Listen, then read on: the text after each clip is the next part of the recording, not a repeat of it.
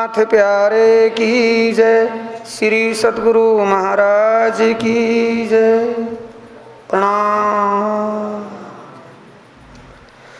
बंदो सतगुरु चरण को करूं सो प्रेम प्रणाम।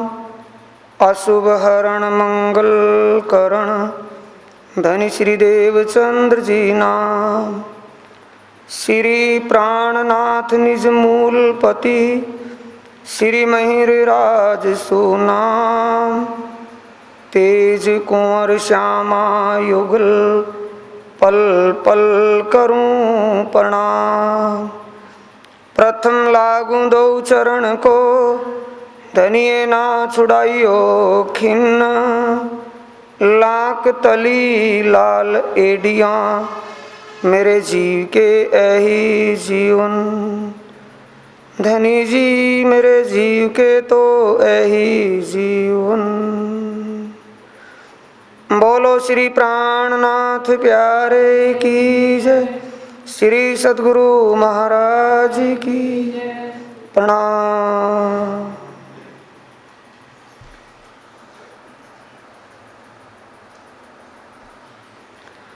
प्राणों के आधार आत्म संबंधी प्यारे श्री सुंदर साथ जी, धर्म प्रेमी साथियों, माताओं बहनों,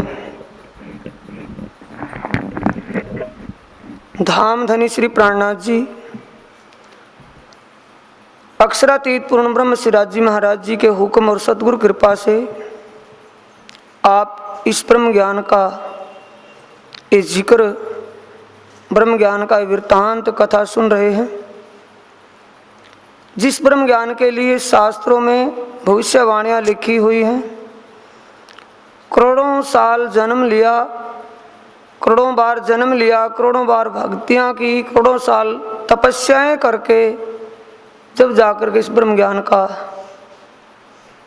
ये सानिध्य मिला, इस कलयुग में मानव का तन मिला, जिस मानव के तन से जीव भाव से पार होगा। ये वही ब्रह्म ज्ञान का प्रकाश ब्रह्मवाणी आप सुनने के लिए एकत्रित हुए हैं। 30 दिन का ये राउंड, 30 दिन तक ये वाणी चर्चा आप सुनेंगे। आज का दिन तीसरा दिन चलता है सुंदर साथ जी बीतक साहिब में। कल जिक्र जो संपन्न हुआ, धनी श्री देवचंद्र जी कसौटी में कसे हुए, कसनी काया कसनी में है। भागवत सुनने के लिए नित्य प्रति निष्ठावन जाते हैं। अब धनी श्री देवचंद्र जी को शारीरिक दुख बुखार आने लगा और बुखार में गति इतनी बढ़ गई कि शरीर बिल्कुल कमज़ोर हो गया। नमूनिया श्री श्याम जिसको सुन्नीपात कहा था, सन्नीपात हो गया। ऐसे में वैद्य को बुलाया गया।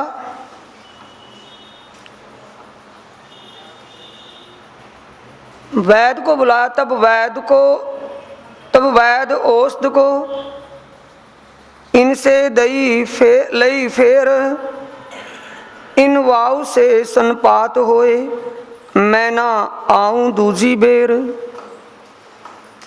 वैद्य ने दवाई औषधि भी दे दी कि इनको औषधि काढ़ा पिला देना, बुखार ठीक हो जाएगा। लेकिन माता कुंवर बाई ने तुरंत बोल दिया कि ये तो काढ़ा लेकर के आराम तो नहीं करेंगे, ये तो भागवत सुनने के लिए अभी श्याम जी के मंदिर में चले जाएंगे। वैद्य ने माता के ये वचन सुनकर कहा कि ये दवाई वापस दे दो, औषधि मैं नहीं दूंगा, क्योंकि बीमारी बढ़ सकती है, मौत भी हो सकती है। मुझे फिर ना कहना कि बताया नहीं था। अब पिताश्री ने कहा कि दवाई इनको दे दो, औषधि मैं इनके लिए इंतजाम स्वयं करूंगा। मतु मेहता जी धनी श्री देवचंद्र जी को काढ़ा पिला देते हैं और उनको कमरे में बंद कर दिया। आप सामने चारपाई पर बैठ जाते हैं। पैरे के लेकर निकलेगा कहाँ से?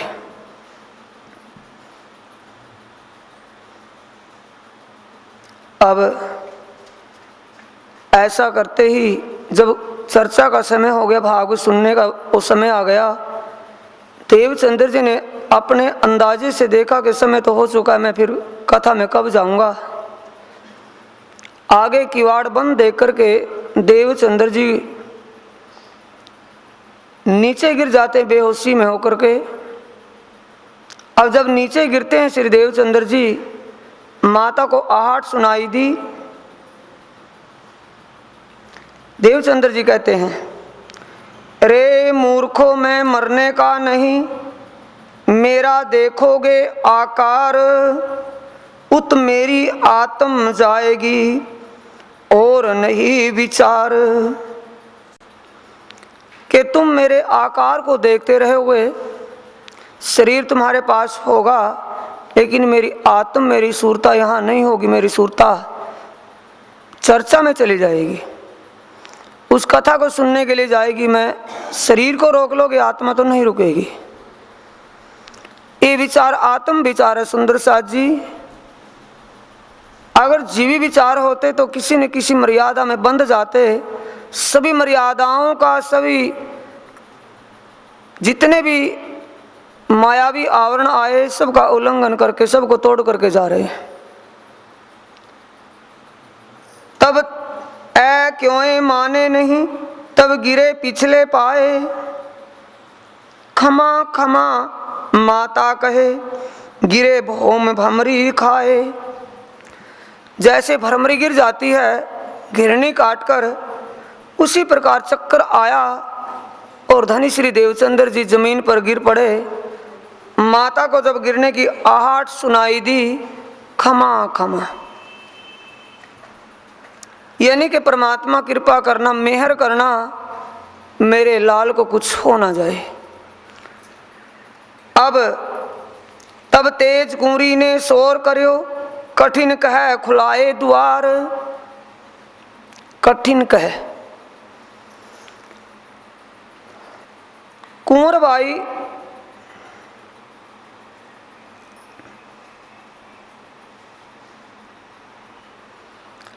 बाई ने शोर किया कि लड़का जान से हाथ धो बैठा। कुछ और कटाक्ष शब्द पति के प्रति कहा, मतुमैता कुछ कठिन कहा, और जल्दी कुआड़ खोल करके जब देखा, आकार आंखें फिर गई। अंदर जाकर के जब शरीर को देखा, आंखें फिर गई। कछु ना आवे विचार, कुछ विचार में नहीं आता कि अब क्या किया जाए। अब ये इनकी जान निकल जाएगी, इसके लिए क्या विचारें। अपने हाथों ही धोखा खा बैठे। कहते हैं, ओह श्री देवचंद्र जी, यों पुकार सुनावे कान। ओहो देवचंद्र जी, ये क्या किया तूने? अगर हमें पहले ऐसा पता होता तो हम आपको रोकते ही नहीं। ऐ कछु ना सुनत ना सके कहू पहचान। देवचंद्र जी कुछ सुनते नहीं, क्योंकि उनको उस समय बेहोशी है, होश कुछ नहीं। कोई कुछ भी कह रहा हो।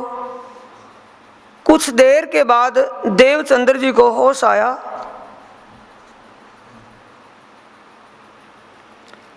आप मतुमैता स्वयं कहते कि हम अपने आप को कथा जहाँ बस्ती है श्याम जी के मंदिर में, वहाँ छोड़ आएंगे, आप होश करिए।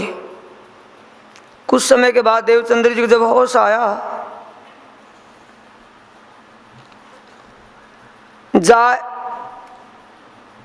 श्री देवचंद्र जी बोले नहीं।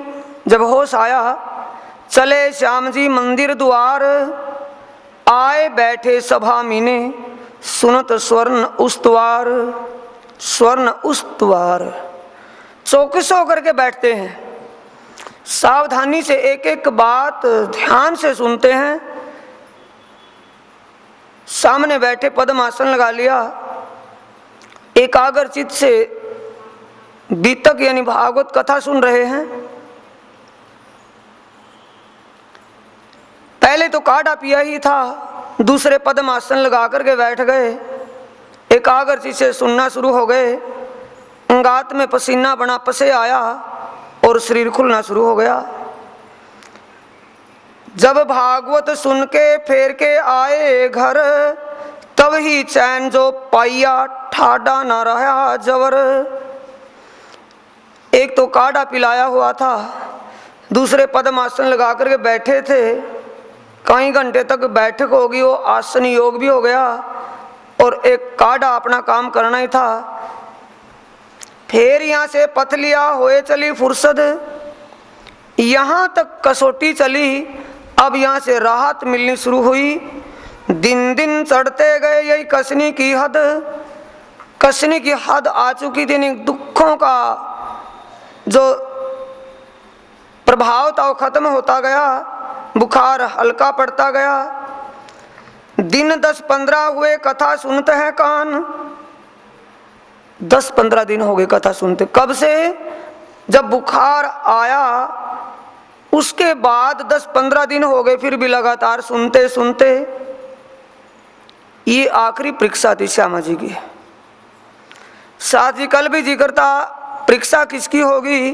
जिसने एडमिशन ले लिया होगा। एडमिशन का मतलब जिसको कुछ होश आ गई होगी, जिसको कुछ सुध आ गई होगी, उसी की परीक्षा होगी। जिसको बेसुधी में डूबा हो उसको तो परीक्षाओं का पता नहीं क्या होती है। जिसको होश आ गई होगी, कुछ सबक लग गई होगी, सत्य का पहचान हो गई होगी, उसी की परीक्षा होती है। अब परीक्षा की घड़ी वो पूरी हो गई। उसमें परीक्षा में धनी श्री देवचंद्र जी के रूप में स्वरूप श्यामा जी का पास हो गया। दावा लिया था सुंदर साजी परमधाम के अंदर आशिक होने का। धनी आप मासूक हो, हम आशिक हैं, हम आपको रिझाती हैं, हर वक्त रिझाती हैं। धनी ने कहा कि तुम मुझे भूल जाओगी, अलस तो बेरबकुंभ इसी बात को भूल जाओगी कि हाँ मैं तुम्हारा परवरदिगार हूँ। कि नहीं भूलेंगे? भले ना भूले हम। उस वादे को किसने निभाया? सुंदर साथ जी 12,000 में श्यामा जी ने। श्यामा जी के दिल में धनी के प्रति इश्क पाया। कहने की बात नहीं, समझने की बात है। सुंदर साजी दुनिया के लिए मरती फिरती है, लेकिन धनी श्री देवचंद्र जी किसके लिए कसौटी कस रहे हैं? दुनिया का धन पाने के लिए, औलाद पाने के लिए, फैसिलिटियां, सुख ऐशोराम के लिए। सुख ऐशोराम को भट्टी में झोंक करके अपने धनी के लिए तड़प रहे हैं। 40 साल तक का विरह और 40 साल तक की खोज जैसे धनी श्री देवचंद्र जी ने की, 12,000 में किसी से ना हुई ना आगे होगी। ये श्यामा जी का इश्क, इस आशिक का दावा किसने पूरा किया? श्री श्यामा जी ने। जब इनके अंदर इश्क पूरा मिला तो वो भी सामने आकर के खड़े होते हैं। तहां आए दीदार दिया तुमको मेरी पहचान। ध्यान से सुनेंगे सुंदर साथ जी क्या कहते हैं। सामने तहां आए दीदार दिया, दीदार किसने दिया? धनी ने, जिनके लिए 40 साल तड़पते हो गए श्यामा जी स्वरूप देवचंद्र जी को। 40 साल की अवस्था हो गई। सुना था आपने 5 साल की उम्र में क्या विचार थे देवचंद्र जी के? उसी हरिदास से मिले थे। हरिदास जी से क्या कहा कि मुझे वो उपदेश बताओ, वो उपदेश दे दो, वो ज्ञान बताओ जिससे मैं अपने खाविंद परमात्मा को प्राप्त कर लूं, परमात्मा का दीदार हो जाए। परमात्मा को प्राप्त करने के लिए सबसे पहले अपना सिर उतारना पड़ेगा। देवचंद्र जी घर से तलवार लेकर के खड़े हो गए और हरिदास जी के हाथों में तलवार सौंप दी और कहा कि ये सिर आपके सामने है, इसको उतार दो, पर मुझे मेरे धनी का दीदार करा दो, परमात्मा का दर्शन करवा दो। इसको तो उतार दो, इसकी मुझे कोई, इसके लिए जीती है ना दुनिया। देवचंद्र जी कहते इसकी मुझे जरूरत नहीं है, मुझे धनी की जरूरत है। ये आत्माओं के लक्षण है सुंदर साथ जी। ये ना समझना कथा सुनकर के आए थे, सुन गए होगी पूरी। ये आत्माओं के लक्षण हैं, आत्माओं के निशान हैं। क्या कहते कि मुझे मेरा धनी चाहिए और परमात्मा का दर्शन चाहिए। जो कुछ ये शरीर है, शरीर का ये सिर, मुझे ये कुछ नहीं चाहिए। अब ऐसी परीक्षा कब तक होती रही? 40 साल की अवस्था हो गई। देवचंद्र जी उस तन की उम्र हो गई 40 साल। 40 साल में आकर के पारब्रह्म परमात्मा ने लीला का रूप धारण करके उस स्वरूप ने लीला के रूप में दीदार दिया।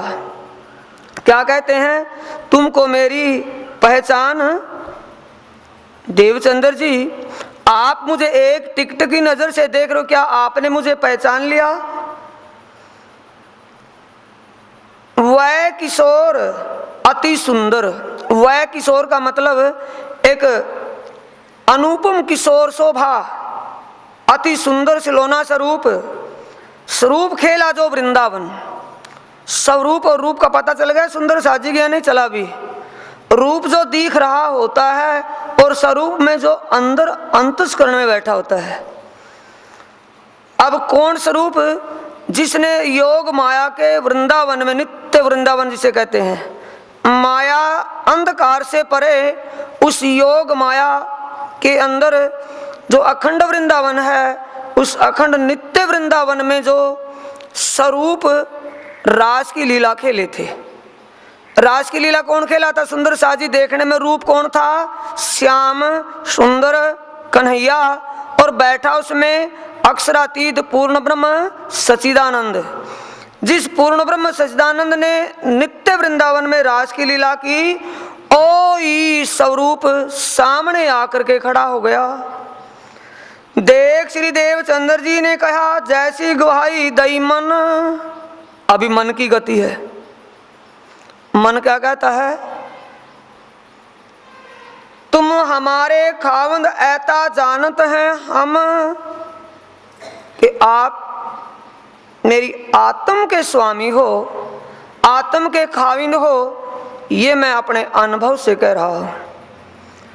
आपको पहचानत हो। ये जवाब सवाल श्यामा जी और राज जी के हैं। धनी श्री देवचंद्र जी और सामने खड़े वह किशोर में एक अनुपम शोभा के स्वरूप में धाम धनी दोनों आपस में वार्तालाप कर रहे हैं। राजी कहते कि मुझे पहचान लिया कि हाँ मेरी आत्म के स्वामी हो, पर तू कौन? आगे वाणी में आया है, तू कौन? इत आई क्यों कर? कहाँ तेरा वतन? नार तू कौन? खसम की दृढ़ कर कहो वचन। ये वाणी में भी आया है, बीतक साहिब में भी आया है, और नवरंग वाणी में इसका खुलासा हुआ है। सुंदर साथ जी नवरंग वाणी में किसी साथी को नवरंग वाणी पढ़ने को मिले, देखने को देख लें। उसमें सुंदर सागर किताब है, 27वां प्रकरण है और 5वीं चौपाई उसके अंदर लिखी हुई है। उसमें लिखा है, कभी स्वरूप मूल को, कभी स्वरूप रास को, कभी रास को, कभी मूल को। दो स्वरूप सामने हो गए। पहले देखा उस रास लीला करने वाले स्वरूप को जो वृंदावन में खेला था। उसने कहा कि तू कौन? अगर मुझे पहचान लिया कि मैं तेरी आत्म का स्वामी हूं, तो तू कौन है जिसकी आत्म का मैं स्वामी हूं? यहां क्यों आई है? तेरा असल मूल वतन कहां है? नार तू कौन खसम की? इतना कह करके दूसरा स्वरूप, मूल स्वरूप सामने हो गया। एक मूल स्वरूप कौन सा है सुंदर साथ जी, जिसको रोज आप बोलते हैं? मूल स्वरूप चित्त में लीजिए, आत्म से न्यारे ना कीजिए अधिचिन्ह, फेर फेर कीजिए दर्शन। रोज बोलते हैं सेवा पूजा में, पर बात ये अकल में नहीं आती। जो बोलते हैं उसको अकल से विचारे ना, कौन मूल स्वरूप है? मूल स्वरूप वो होता है जो लीला में या नाटक में कोई भी रोल कर ले, कोई भी वस्त्र धारण करके, कभी वो सीता बन जाए, कभी वो राम बन जाए, कभी वो दशरथ बन जाए, कभी वो ही अब रावण बन गया। है तो मूल स्वरूप एक, और लीलाओं में अनेक स्वरूप धारण किया हुआ है। ऐसे ही लीला का स्वरूप रास का जो सामने था, उस स्वरूप को बोलते थे रोज भजमन श्री वृंदावन कुंज बिहारी नित्य विलास। और उसी किशोर स्वरूप का बांके बिहारी का धनी श्री देवचंद्र जी हरिदास जी के कहने से उसी स्वरूप का ध्यान करते थे और उसी का जाप करते थे। इसलिए अटकल से ये तो बता दिया कि ये वो रास बिहारी ही स्वरूप बांके बिहारी हैं, मेरी आत्म के स्वामी हैं। अब जब वो मूल स्वरूप सामने आया, जिसके अंदर ये पगड़ी, दुगदुगी, कलंगी, दुगदुगी और 5 हार, बाजूबंद, पौंची, कड़े आदि सारा श्रृंगार जब सामने उस स्वरूप में आया तो वो स्वरूप कभी ना तो सुना ही था और ना कभी देखा था। अब यहाँ आकर के अटक जाते हैं धनी श्री देवचंद्र जी। कहा तुम ऐता ही जानत अब बतावें हम, इतना हम जानते जो धनी हमारे तुम, बस इतना ही जानते हो। बार बार जो कहते हो मैं पूछता हूं तुम कौन, इत आई क्यों कर, कहाँ तेरा वतन, नार तू कौन कसम की। अब यहाँ करके पर इतना जानते हो तो मैं आगे का बताता हूं, सुनो। नाम तुम्हारा बाई सुंदर, खेले तुम ब्रज रास में, मनोरथ पूरे ना भये, ऐ तीसरा हुआ 3 से।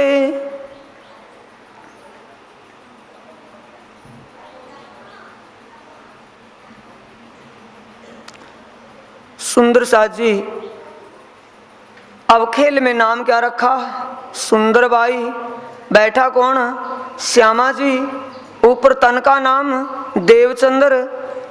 अब राजी ने भी कहा कि तुम सुंदर बाई की वासना, श्यामा जी का स्वरूप आवेश स्वरूप से यहाँ हो। खेले तुम ब्रज रास में, अब से पहले अव्वल की लीला में ब्रज में भी तुम आए थे। 11 साल 52 दिन लीला कर ब्रह्मांड का प्रलय कर दिया और अक्षरातीत धाम धनी ने तुम्हें योग माया के उस नित्य वृंदावन में अपने इश्क आवेश की शक्ति से वहां खींच लिया।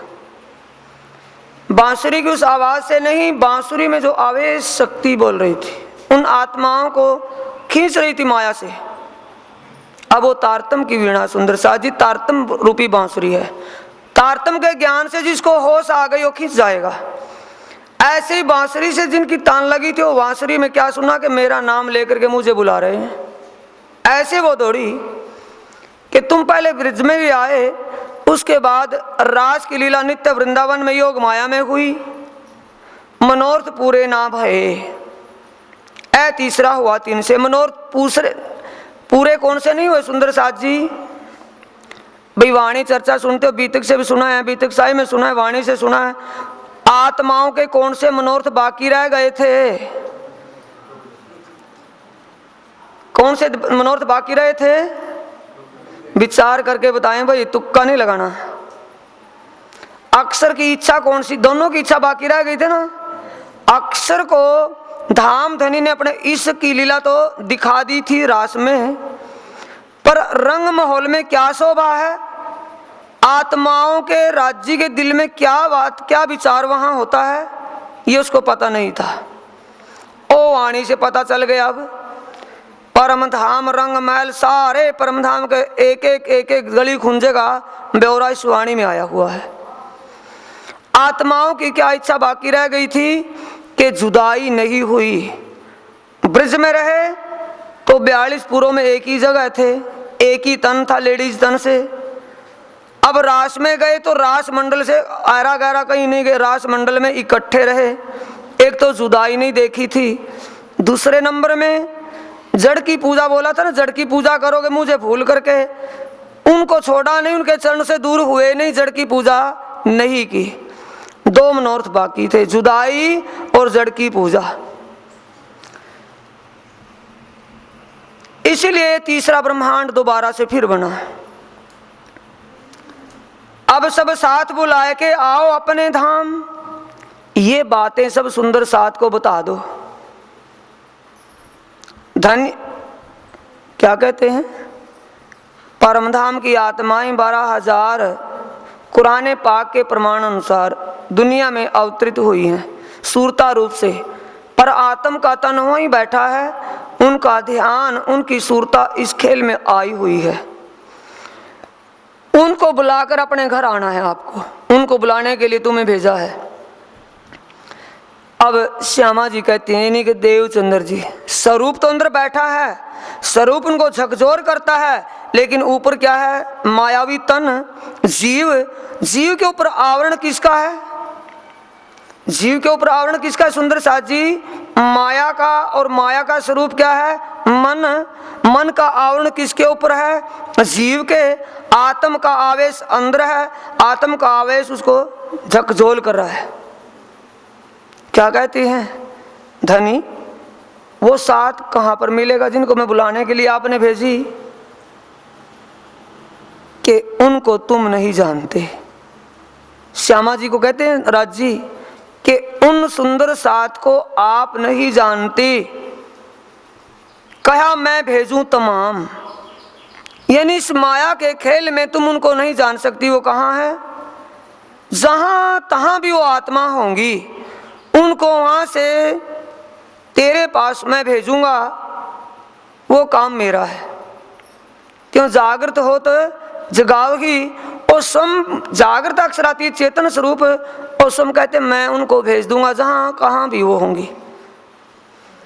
ए भागवत कागज तुम्हारा। और रही भागवत जो आपने 14 साल सुनी है, ये चिट्ठी तुम्हारे लिए भेजी थी मैंने, दुनिया वालों के लिए नहीं। तुम्हें खुले कलाम, क्या खुलना बाकी है उसके अंदर?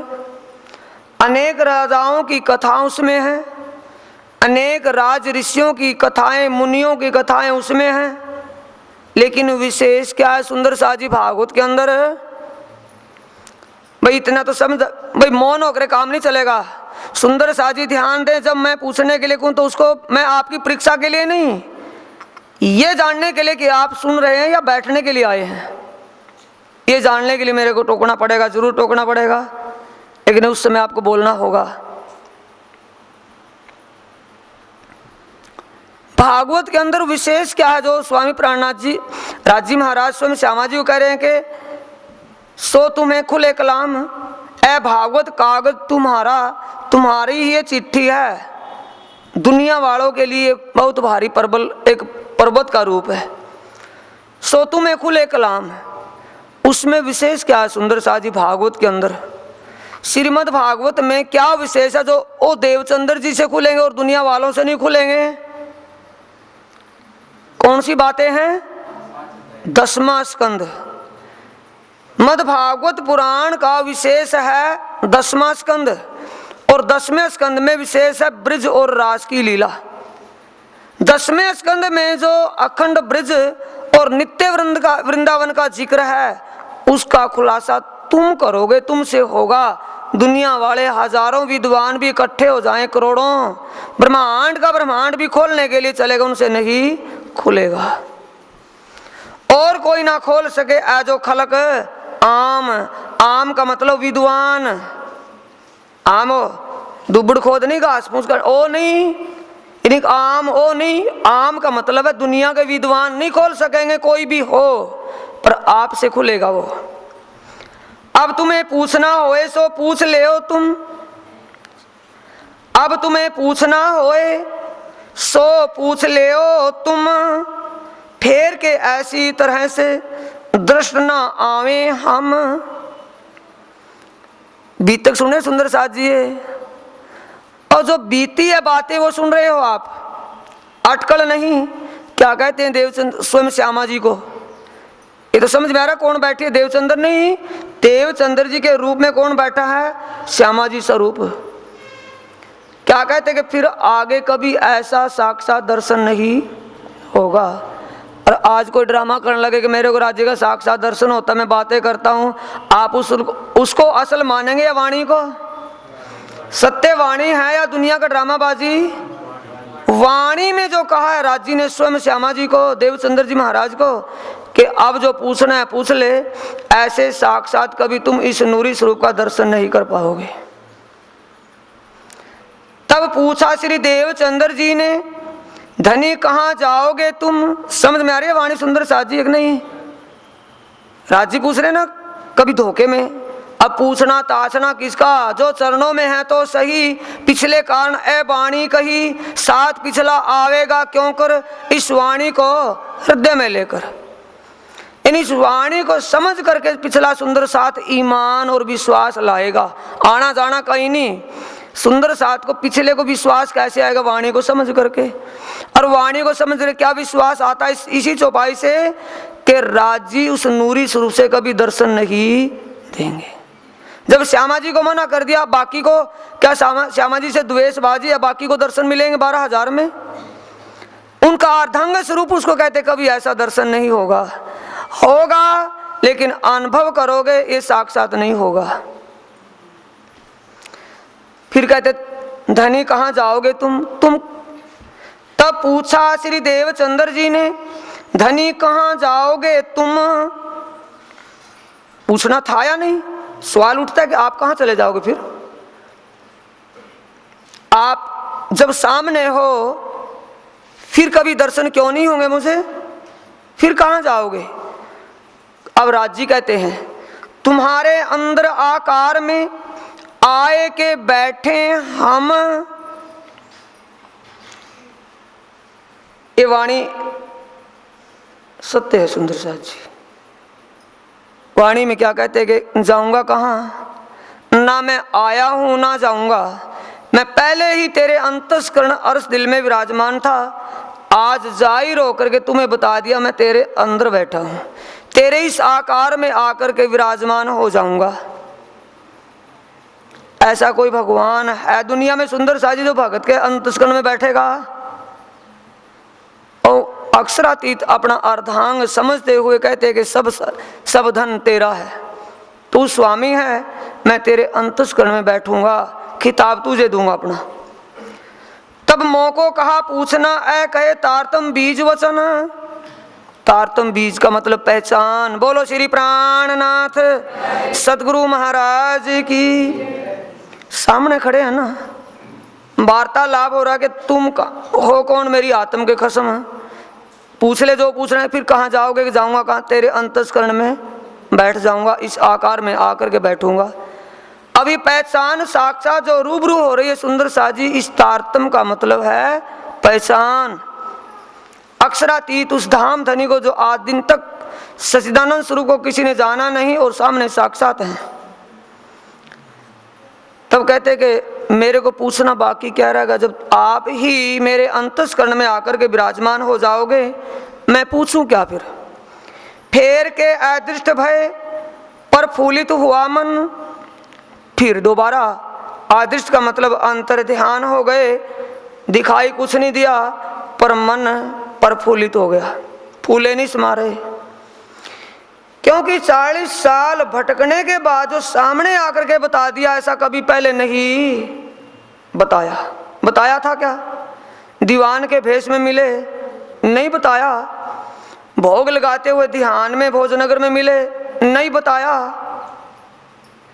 देवचंद्र जी के सामने वह किशोर में आकर के खड़े हो गए, नहीं बताया।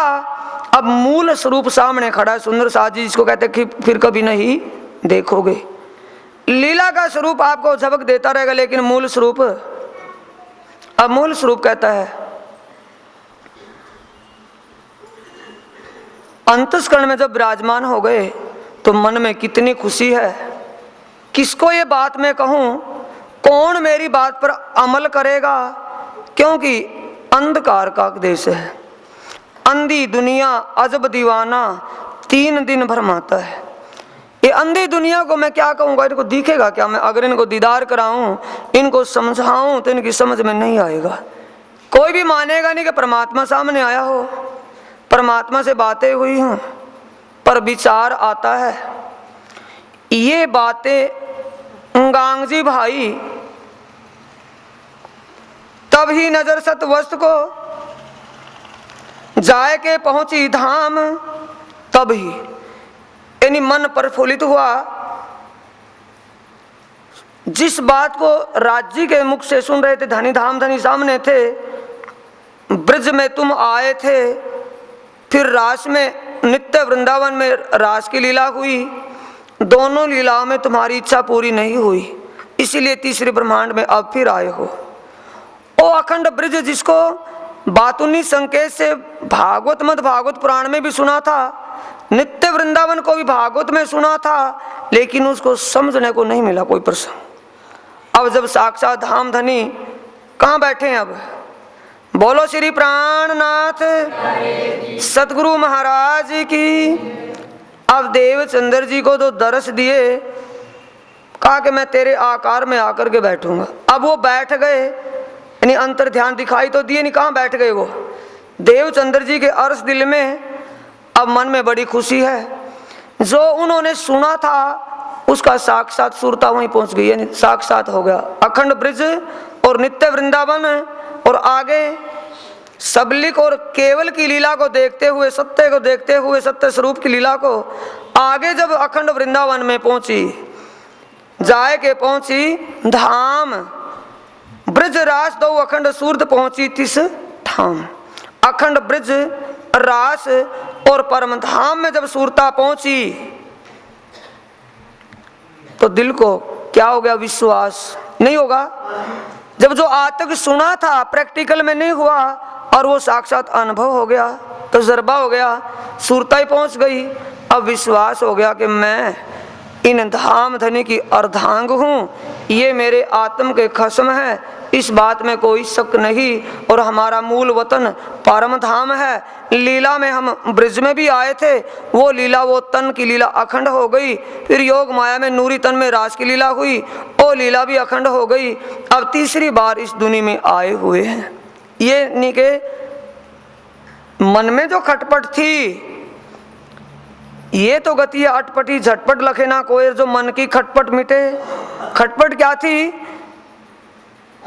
कान्हा जी भट्ट आचार्य जो भागवत सुनाते थे, वो बातें तो बताते थे, श्लोकों को तो कहते थे, लेकिन उसका खुलासा नहीं कर पाते थे। अब खुलासा जब धाम धनी ही अर्श दिल में आकर के दिल को अर्श करके बैठे हुए हैं, क्या उनको साक्षात नहीं होगा उन बातों का?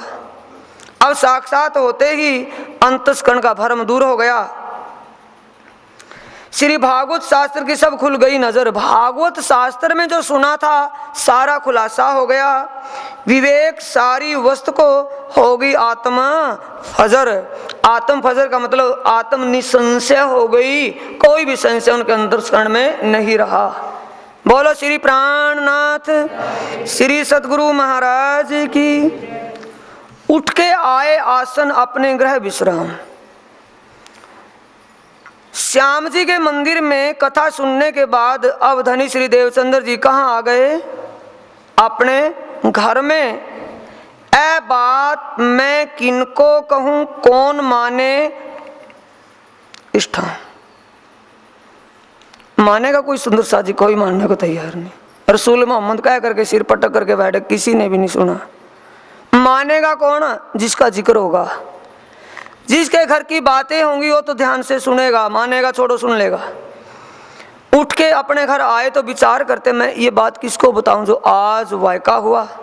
समझे? वाक़ा जो आज हुआ, जो आज घटना घटी, इस घटना घटित को मैं किसके सामने कहूं? अब विचार आया, एक ठोर कथा मीने भाई गांगजी देत स्वर्ण। ठीक, जब कथा से उठते नित आगे कहे वचन कि गांगजी भाई से वादा भी किया हुआ है। दोनों ने आपस में वादा किया था, क्लास फेल होते हुए, एक जमाती होते कि दोनों सुनने के लिए जाते थे ना, तो वादा किया था, भाई देवचंद्र जी अगर आपकी समझ में कोई श्लोक विशेष रूप से आ जाए मेरे को भी बता देना, मुझे भी समझ बन जाएगी। अगर मेरी समझ में आ जाएगा, आपकी समझ में ना आए तो मैं उसको खुलासा करूंगा। वादा किया हुआ था। श्री देवचंद्र जी महाराज को अपना वादा याद आया कि गांगजी भाई इस बात को जानने के इच्छुक हैं, उसके सामने तो मैं कहूंगा। ये विचार करके अब देवचंद्र जी गांगजी भाई के घर में चल दिए बताने के लिए। थोड़ा फासला है सुंदर सा जी, नौतनपुरी जामनगर में जो देखने को मिला धनी श्री देवचंद्र जी का घर जिसको राज मंदिर कहते हैं, और गांगजी भाई का घर जिसको आज चाकला मंदिर कहते, थोड़ा फासला है उनमें। अब राज मंदिर से चल करके अब कहाँ से आए? पहले तो मंदिर में श्याम जी के सुनी थी, घर आ गए राज मंदिर अपने घर में। अब उसको राज मंदिर से छोड़कर कहाँ आए? गांगजी के घर बताने के लिए। और गांगजी ये बात जान करके कि आज देवचंद्र जी भागवत कथा में मौजूद नहीं थे, यानी कि हाजिर नहीं थे, और जो 14 साल एक दिन भी नहीं रुके, आज वो हाजिर नहीं, तो कोई ना कोई विशेष कारण है। ये विचार बना करके गांगजी पड़ताल करने के लिए चले। अपने घर से श्री देवचंद्र जी चल दिए। दोनों का मिलन मार्ग में रास्ते में हो गया। राह मिने खड़े रहे कि ओह देवचंद्र जी, आज आप व्यस्त दिखाई देते हैं किसी काम से, भागवत में भी नहीं आए। कि नहीं, मैं वही तो बात बताने के लिए आया हूँ। पहले महाराज श्री कान्हा जी से भी हाथ जोड़ करके प्रणाम कराए थे कि पंडित जी कल को मेरा इंतजार मत करना, मैं नहीं आऊँगा। क्यों भाई, इन साहूकार सेठों ने आपको कुछ कह दिया होगा कि नहीं, इनका कोई कहना सुनना मैंने माना ना मैं मानूंगा। मैं जिस पुरुषोत्तम के दीदार के लिए घर से चला था, जो मैं जानने के लिए चला था, वो मेरे को पता चल गया, मेरे को साक्षात हो गया उस पुरुषोत्तम का, इसलिए मैं नहीं आऊँगा। मेरा जो मतलब था पूरा हो गया, बस जिस इच्छा से मैं चलता वो इच्छा पूरी हो गई। मैंने पहले ही कान्हा जी को बोल दिया था, भाई बोल तो दिया होगा, हमें तो पता नहीं चला। कौन कहते हैं? गांगजी भाई। अब गांगजी भाई मिले इन अवसर, तिनिये बाणी लई चित धर, राह मिने खड़े रे चर्चा ठाडे करें दोए, पानी भरने जाए पनिहारी फिर आए खड़े देखे सोए। पनिहारियां जो पानी भरने के लिए जाती थी, एक फेरा पानी का ले आई कुएं से, दूसरा फेरा ले आई, तीसरा फेरा ले आई। उसने अपना पानी का काम पूरा निपटा दिया, लेकिन दोनों साथी वहीं जो के त्यों खड़े हैं, ना तो जगह को छोड़ा, ना बैठे ही खड़े खड़े बातें कर रहे हैं। फिर दूसरी बेर जाए भरने, ऐ त्यों ही ठाडे कहे वचन। तब वे आपस में बातें करें, या के पावना ठाके मन, ऐ चर्चा के रस में दे कि ना रखे खबर। सुन रहे सुन, बीतक ना, ये कथा ना समझना, बीती बात। उस रस में कितने मग्न हैं, परम धाम आत्म और पर आत्म और परमात्मा के पर आत्म के सुखों में कितने विलीन हैं। ब्रज अखंड जिसको कहा है दुनिया ने जाना नहीं, नित्य वृंदावन जिसको बोलती है दुनिया समझा नहीं, उस अखंड ब्रज में क्या लीला देखी, नित्य वृंदावन में कैसा रस मिला, और परम धाम में जो आनंद का ही सागर है, कैसा आनंद है। ये बातें अनुभव की हुई कौन कहते हैं? अक्षरातीत धाम धनी जो राज्य उस देवचंद्र जी के दिल में विराजमान है। और सुनने वाले आगे कौन हैं? गांगजी भाई। पहला चांस मिला सुनने को, जिसको वो रस पहले चांस में मिला तो उसको कितनी लगन है। अब लगन उसको भी है और लगन वहां भी है, क्योंकि राजी क्या कहते हैं? हम आए हैं इतने काम, ब्रह्म सृष्टि घर लेने धाम। उनका काम ही ये है, इतने मगन होकर के। अपनी आर्या कहती हैं, ए भाई तुम बैठ के क्यों ना बातें करो बनाए। इतने बात में अगर गलतान तुम्हें होना, तुम बैठ करके क्यों नहीं हो जाते? बातों में जो मशकूर हो, गलतान हो बातों में, तो बैठ करके हो जाओ। तुम खड़े, तुम्हें यह भी नहीं पता कि तुम्हारी टांगे थक गई होंगी, तुम्हें समय का पता नहीं, कब के तुम ठाडे हो। हम 3 बेर फिर आए, 3 फेरे पानी के हम लेकर के चले गए, तुम्हें ये नहीं पता चला गया कि हमारे पास में कोई और भी गुजर के गया होगा। कितनी लगन है सुंदर साथ जी, ऐसी लगन भाई दावे से कहता हूं राज्य आपको साक्षात जरूर ना होगा। राज्य का साक्षात जरूर होगा अगर लगन हमारे अंदर, वो लगन वो श्रद्धा हो जाए,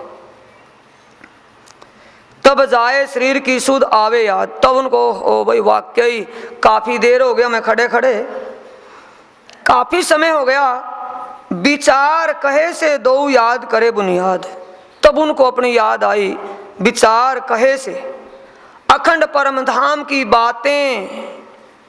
जब धनी श्री देवचंद्र जी के अर्श दिल में बैठे श्री राजी ने वहां की बातें थोड़ी थोड़ी ड्रॉप करके कहनी शुरू की, तो अपनी आत्म और आत्म के निजी आनंद उनको एहसास होना शुरू हुआ। दोनों मशकूर हो गए, गांग जी और श्री देवचंद्र जी। योनित करते रहे गांग जी भाई ने देखे वचन। रोज अब ध्यान दे सुंदर साजी, दुनिया अंधी हुई तो घूमे तो घूम, क्या आप भी अंधों की तरह अंधे हो जाओगे, आंखों पर पट्टी बांध लोगे? धनी श्री देवचंद्र जी इस भागवत को सुनने के लिए कान्हा जी के पास जाते हैं। जिस दिन राज्य का साक्षात हुआ, जिस दिन राज्य का साक्षात हुआ, तो उस दिन राज्य का साक्षात हुआ उसके बाद क्या कहते हैं कि मेरा कल कोई इंतजार मत करना भागवत में आने का। क्या देवचंद्र ने भागवत को सुना, जिसको आज के आचार्य ये कहते हैं कि भागवत बिना जागनी नहीं होगी। देवचंद्र जी ने कब तक भागवत को सुना, जब तक उसकी वास्तविक गति को नहीं जाना, वास्तविक स्वरूप को नहीं समझा। जिस दिन पुरुषोत्तम का दीदार हो गया, साक्षात हो गया, ओ आवेश ओ शक्ति अंदर विराजमान हो गई, भागवत को छोड़ दिया। उस कर्म कांड रोज क्या करते थे, बोलो श्री प्राणनाथ सदगुरु महाराज की। जल भर के लाते थे, चौका झाड़ू आप करते थे, बागे वस्त्रों की सेवा पधरा रखी थी। बांके बिहारी का मुकुट, मुरली और बागे वस्त्र वो पधरा रखे थे घर में, और पूजा भी बंद हो गई। कहीं बता तो दो कोई बाणी और बीतक साहिब में कि श्री देवचंद्र जी महाराज आगे पूजा करते रहे बागे वस्त्रों की। आगे जब साक्षात असलियत को पा लिया तो असलियत की चर्चा शुरू हो गई, कर्म खत्म हो गया, रैणी आ गई, आत्म बल मिल गया, आत्म ही विचार हो गए। अब देवचंद्र जी चर्चा करते हैं नित्य प्रति, धीरे धीरे। अब देवचंद्र जी का क्या है, सुंदर साथ जी, चर्चा देवचंद्र जी करते हैं या कोई और? भाई अगर सुनने में बैठे होंगे तो जवाब दे दोगे, नहीं तो कहीं खोए होंगे तो क्या दोगे? चर्चा कौन करता है वहां बैठा हुआ? राज जी साक्षात। अगर देवचंद्र जी चर्चा करते तो भागवत क्यों सुनते जा करके? तो पहले क्यों नहीं कर ली चर्चा? चर्चा करने वाला कौन है? राज जी साक्षात। श्री राज जी उस रस को किसको पिला रहे हैं? पीने वाला रस को कौन है? ए बाणी गांगजी भाई मिले इन अवसर, तीन ये बाणी लई चितधर। इस वाणी का रसपान करने वाले सबसे पहले गांगजी भाई हैं। गांगजी भाई को थोड़ा थोड़ा करके शुरू किया। यो नित्य करते रहे। गांगजी भाई ने देखे वचन, गांगजी भाई ने वचनों को देखने का मतलब समझा। जो चर्चा सुनते थे उसको विचारा, ए बात अगाध है, जो बातें भविष्य के लिए लिखी हुई हैं, ये ज्ञान जो मैं सुन रहा हूं ये अलौकिक ज्ञान है, और अलौकिक ज्ञान को कहने वाली अलौकिक शक्ति ही कह सकती है, दूसरा नहीं कह सकता। अब क्या हुआ सर? विश्वास जगने लगा। पहले क्या था, यार दोस्त, देवचंद्र क्लास पहले होता ना, मित्र दोस्त एक जमाती तो थे, अब पहले दोस्ती भाव था, अब भाव जागृत होने लगा कि ये अलौकिक ज्ञान कान्हा जी भाई, कान्हा जी भट्ट आचार्य ने कभी नहीं कहा, और जो अलौकिक ज्ञान देवचंद्र जी सुन रहा हूं, देवचंद्र जी जानते तो मेरे को पहले भी बता देते थे। आया ना समझ में? अगर कान्हा जी जानते तो वो बता देते हम दोनों को ही, अगर देवचंद्र जी ही जानते तो मुझे बता देते शायद में कि भाई ये बात ऐसी है। ये दोनों नहीं कहने वाला अक्षरातीत है, वो पार ब्रह्म पुरुषोत्तम है, जिसके लिए भविष्यवाणी लिखे, ओ आएगा, ओ ज्ञान कहेगा, स्वम समवेद उसका नाम होगा। स्वयं ही जिस ज्ञान को कहेगा उस ज्ञान का नाम है स्वम सम। जैसा स्वम है सेम वैसे ही उसका ज्ञान होगा। ये ज्ञान अलौकिक ज्ञान कहने वाली अलौकिक विभूति हो ही सकती है, दूसरी नहीं है। कछुक अलौकिक रोशन, इसके तन में कोई अलौकिक शक्ति है। तब गांगजी भाई ने पूछा, समझ रहे ना प्रसंग? तब गांगजी भाई ने पूछा, हम तुम भागवत सुनते दोए? देवचंद्र जी, मैं और आप दोनों भागवत इकट्ठे सुनते थे, जमाती थे दोनों। ए प्रश्न तुम कहां से लियावत? बोलो श्री प्राणनाथ। सत चाहो तो सब दाचीनो, वो आपना देवे दिखाई, जिन पाया तिन माए समाया राख जोर। कहते ये ज्ञान अगर आप पहले जानते तो पहले भी कभी जिक्र करते, पर ये ज्ञान अब आप कहां से बताते हो? ये ज्ञान आपके पास कहां से आता है? तुम मोहे बताओ सोए। अब कहते कि मेरे को भाई, यानी मेरे से कोई पर्दा ना रखना। कितना नजदीक पड़ा है, एक अनजाने में आत्म, दोनों एक ही घर की, एक ही धनी की। अब दोनों में कितना लगाओ कि भी मेरे से कोई बात मत छुपाना। ये बताओ कि ये ज्ञान आप कहां से सीख करके बता रहे हो? आप इस ज्ञान को कहां से समझ करके आए हो? आपको ज्ञान कहाँ से मिला है? ये सारी बात बता दो। ये ज्ञान मैंने कभी सुना नहीं था, आपने जो सुनाया। अब क्या हुई, आगे से वो बाल्टी की बाल्टी उलेड़े तो पानी पीने में। अब एक एक बूंद जो दी थी, बरसात हो एक बेहुड़दा, वो पानी बह करके चला जाएगा। अब बरसात के तरीके से बरसात हो, जमीन को भी सुख और पानी को भी। अब कैसा, देवचंद्र जी ने थोड़ा थोड़ा बताना शुरू किया। गांगजी भाई को जब देखा वस्त का पूरा पात्र, जब गांगजी के अंदर इतनी श्रद्धा लगन दिखाई दी, सुनने का विचार, आगे सुनने का विचार ना और ऊपर से सुनाए, कोई लाभ हो गया? नहीं, कोई लाभ उसका नहीं है। अब देवचंद्र जी सामने देखते कि भाई इसको विश्वास हो गया, जो बात मैंने की उसमें कोई इसने तर्क भी नहीं किया, हर बात को समझने की लगन इसकी श्रद्धा है। अब श्रद्धा से जब देखा कि श्रद्धा इसके अंदर है तो कहना शुरू कर दिया। तब कछु चले बतावते सत बोए रज मात्र।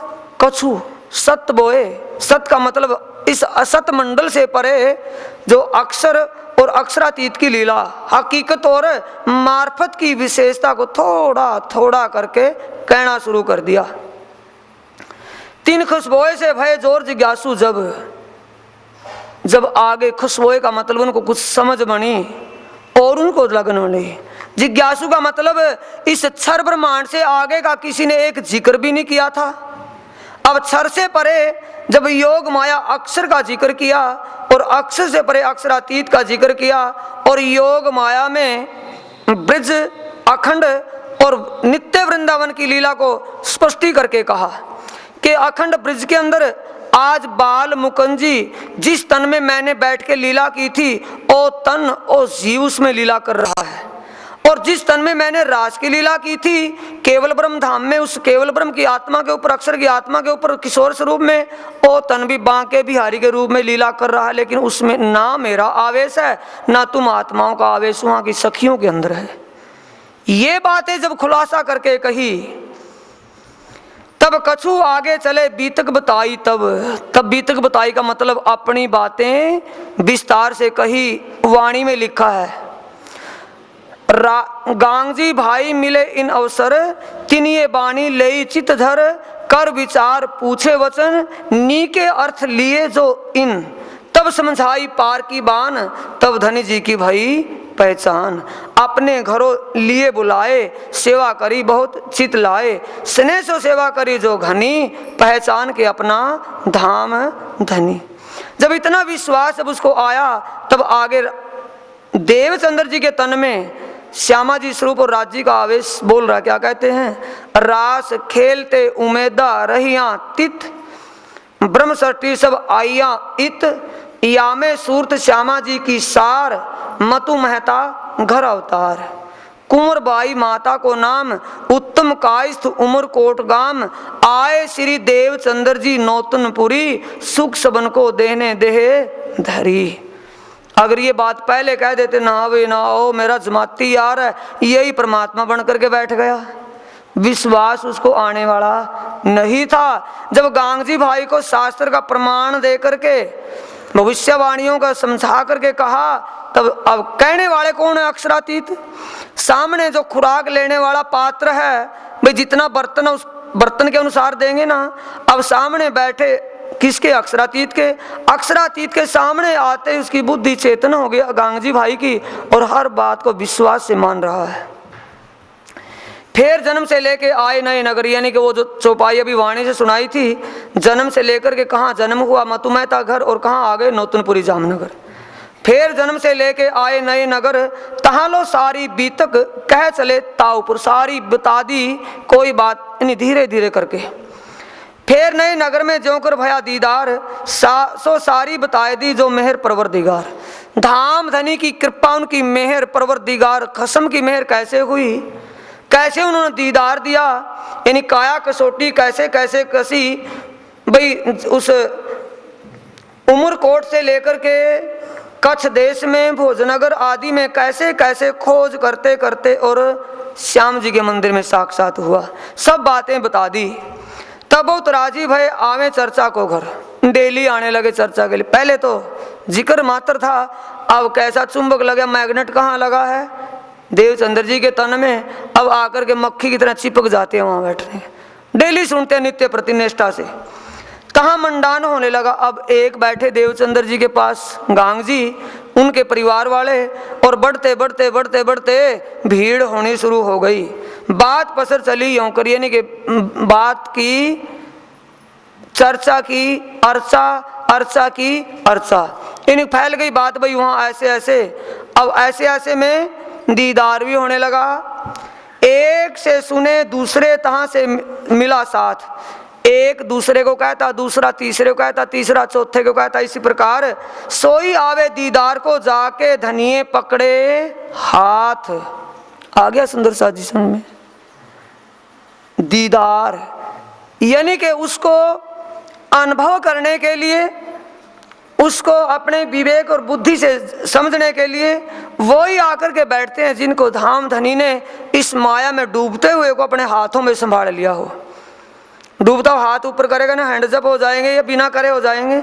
बचाओ भाई बचाओ, और बचाए में हाथों में हाथ आएगा या पाँव हाथ में आएगा। हाथों में जो डूबे रहते सागर के अंदर माया में डूबे हो को किसी ने संभाला, धाम धनी ने। वही आकर के यहाँ बैठता सुंदर साथ जी। रोज बोलते ना मेहर सागर में, ए मेहर ए सोबत मेहर पाव ही, आता है ना शब्द है कैसा, ये सोहबत मेहर पाव ही। ये सोहबत जो मिली आपको धाम धनी की कृपा से मिली है सुंदर साथ जी। दुनिया व्यस्त दुनिया में है, लेकिन आप इस समय व्यस्त किस में है, धाम धनी के चरणों में व्यस्त हो। ये सौभाग्य है सुंदर साथ जी आपका। बोलो श्री प्राणनाथ प्यारे श्री सतगुरु महाराज की। श्री महामत कहे साथ जी ऐ अपनी बुनियाद, अब तुम्हें आगे कहूँ ताको करो याद। बुनियाद का मतलब सुंदर साथ जी अव्वल से लेकर के और परमधाम तक जाने तक का जिक्र, आत्माओं कैसे कैसे ब्रज और रास में, और कैसे अब परमधाम का साक्षात, कैसे इस जागनी ब्रह्मांड में, सब बातें बुनियाद की। अब स्वामी जी कहते थोड़ा थोड़ा सा आगे भी जिक्र करता हूँ। बुनियाद में एक विशेष थोड़ा सा जिक्र करके बताते हैं। देश मारवाड़ में उमरकोट है ग्राम, मतु मेहता कुंवर बाई श्री देवचंद्री प्रगट स्थान। ता से आए कच्छ देश में बीच महमदे दिया दीदार, पहुंचाए मजल को किए खबरदार। यानी कि वो जिक्र है जब खोज के लिए निकलते हैं रास्ते में किसने दीदार दिया, श्री राज जी ने। किस रूप में, जो मोहम्मद का रूप धारण करके आए थे, ओ पठानी भेष में। पहुंचाया मंजिल को, कहां तक पहुंचाना था, बारात उनसे बिछड़ गई थी, बारात तक पहुंचा दिया। और खबरदार का मतलब उनको सुझाव दे दिया। कच्छ देश में आए के खोज बड़ी करी। अब देवचंद्र जी कच्छ में आ गए, बड़ी खोज की। भोजनगर पहुंचे तब वहीं इलाही उतरी। भोजनगर में इलाही, भोजनगर में इलाही उतरना क्या है सुंदर साथ जी, साक्षात होना, दीदार दिया। भोजनगर के अंदर ध्यान में जब बैठे थे तो इलाही उतरना, दीदार दिया। 14 वर्ष लो निष्ठावंत वचन ग्रह सब सार, हरवंश जी हरिदास के रहे कोई दिन, ता पीछे नौतनपुरी सुना भागवत होई मगन। मगन होकर के 14 साल भागवत सुना। 14 वर्ष लो निष्ठावंत वचन ग्रह सब सार, 40 वर्ष की उम्र में हक के दिया दीदार। अब 40 साल की उम्र हो चुकी थी। सुनत भागवत देव रे तहां कहा तारतम, तुम आए हो अर्थ से जगाओ अपनी आत्म। श्री देवचंद्र जी कहते हैं कि तुम परमधाम से आए हो, अपने पर आत्म को जागृत करो। इस प्रकार के बीज वचन कहा श्री राज जी महाराज ने धनी श्री देवचंद्र जी महाराज को।